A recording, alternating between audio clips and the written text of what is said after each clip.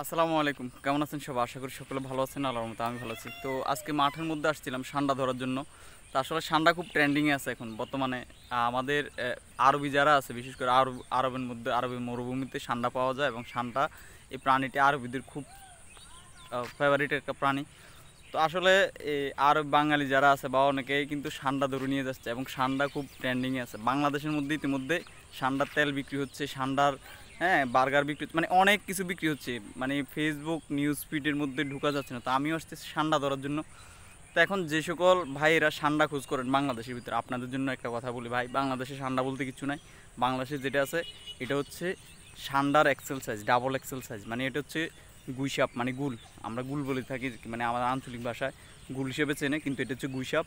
আপনারা আবার গুইসাপকে ধরে সান্ডা ভেবে কামড় খেয়ে ঠান্ডা করে বসে থাকি আর কি। তো গুল কিন্তু আবার কামড় দেয়, ঠিক আছে? আপনার এই গুইসাপ সাপকে পর্যন্ত খেয়ে ফেলে। তো এই জন্য আপনারা যারা এইসব জিনিসের পিছনে ঘুরে আপনারা অযথা সময় নষ্ট করতেছেন, আপনারা ভাই বাংলাদেশে সান্ডার তেল, এই সান্ডার এইটা ওটা, মানে বিভিন্ন জায়গায়, মানে মানুষ একটা জিনিস দিয়ে আসলে, একটা জিনিস যখন ভাইরাল হয়, এই বিষয়টা নিয়ে যে এত মাতামাতি শুরু করে দেয়, এটা আরবের মরুভূমি ছাড়া আপনি সান্ডা পাবেন না, এতটুকু পর্যন্ত শিওর থাকেন। আমি মূলত এদিকে আসছি সান্ডা, এই যে আমার পিছনে দেখতেছেন এই উঁচু উঁচু জায়গাগুলোতে প্রচুর পরিমাণে সান্ডা আছে, মানে ডাবল এক্সেল সাইজের সান্ডা আর কি, যেটা গুল। এটি এখানে চারপাশে গাছের গোড়ায় গোড়ায় গর্ত আছে, এখানে কিন্তু প্রচুর পরিমাণে সান্ডা পাওয়া যায়, শিয়াল পাওয়া যায়, ইভেন সাপ পাওয়া যায় আর কি জায়গাগুলোর মধ্যে।